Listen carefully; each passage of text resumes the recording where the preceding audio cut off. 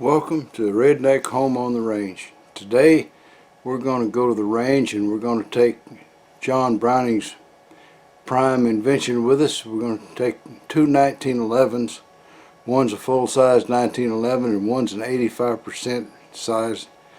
The big one is a Springfield in 45 caliber, and the little one is a Browning in 380 caliber. Now this is a design that's over 100 years old. Still works great, still popular, and we're going to go out and take the benefit of it, okay? So I'll just shut up and we'll load stuff in the truck and head for the range. Alright, today we're going to discuss John Browning's greatest invention, or it is to me, the M1911 pistol. Now he designed this thing around in the late 1890s, and along about that time the U.S. Army was fighting a rebellion in the Philippines, and these tribesmen were overcoming the soldiers pretty much. They were taking drugs to keep them feeling pain, and the U.S. Army had 38 caliber revolvers, the 38 long Colt, and they could shoot these guys and they just keep on coming. So the government wanted something with some knockdown power, and by around 1910 they'd put out a request for a self-loading pistol in a minimum of 45 caliber. John Browning had just the thing for him. He had what's come to be known as the 1911 or M1911. Let's take a look at one. Alright, this is the M1911. This is what they call this is a single stack, isn't it? Just 8 rounds.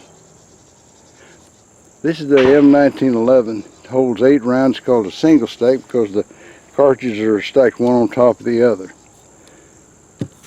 They had a contest there where they had several different firearms manufacturers competing for the contract for the government, and it boiled down to 3 different groups. I think Mannlicher was one of them, Savage was one, and Colt. This is made originally by Colt under Browning's design. And so the last day of the testing, they decided to put 6,000 rounds through them and see, how many failures they had. Every time the pistol would get hot, they'd dip them in a bucket of water. And the only one that didn't have any failures was the 1911. And it's called that because it was adopted by the government in 1911 as the official military sidearm. Well, I got a rich relative who's got all the coolest guns. He's got this little guy. This is an 85% replica of it's a 1911. I mean, you can see that it's obviously a 1911. You can see it's obviously a lot smaller. It's chambered in 380, whereas this other one is a 45. And we're going to shoot this 380 a little bit and see if I can hit that target down there. You never know, I might. So what I'm going to do is I'm going to load it up and then I'll bring you guys back. Alright, let's try to get sighted in on this thing, and I'll have to put on my glasses because I can't see the sights otherwise. They're too close to me. I think that's fairly good. You get to see the target. Maybe you can see something hit. We don't know.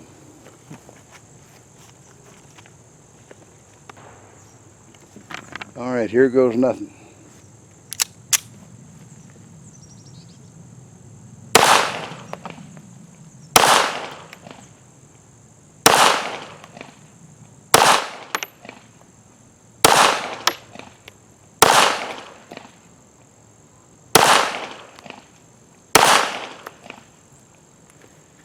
And just like the full-size 1911, this guy shoots without failure.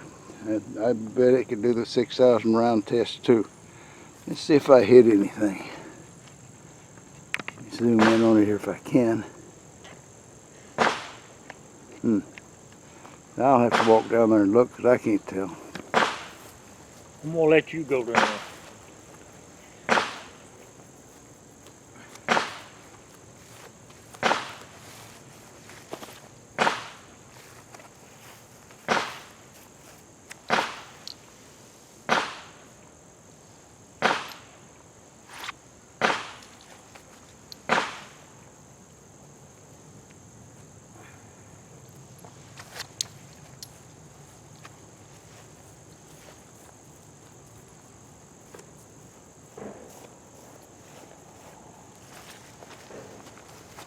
All but one was inside the 9 ring, and 3 are inside the 10 ring, so that looks pretty good to me.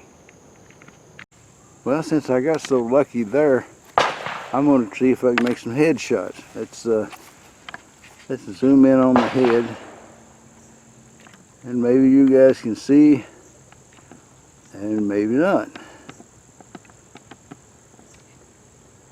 I guess since I'm the one operating the pistol, it's good for me to see.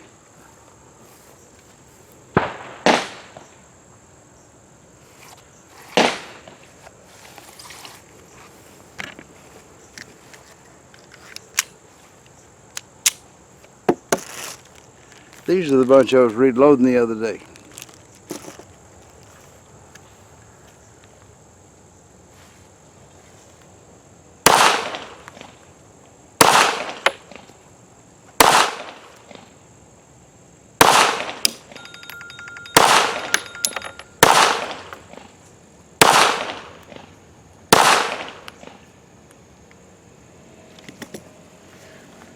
Well, I can't see in the thing here. I'll walk up there and see if I hit anything.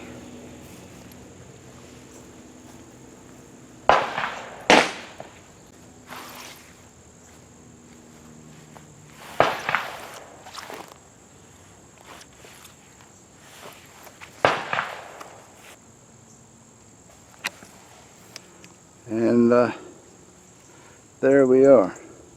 A Browning 1911 and 380, 85% size. It's a really nice gun. It shoots easy, and even I can hit stuff with it.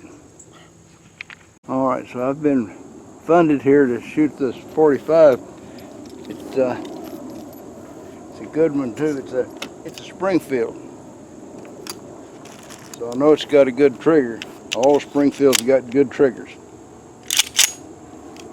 This guy kicks a little bit more.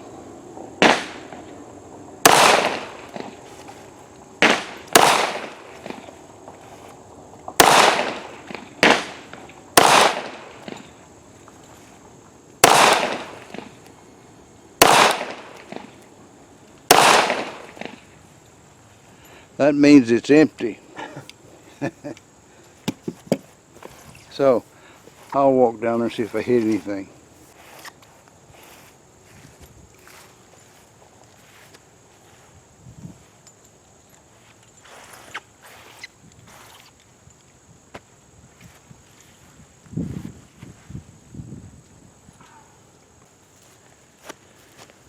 Well, I wasn't as accurate with that as with the little one, but I still got them pretty near inside the 8 ring anyway. And that'll probably do it for now.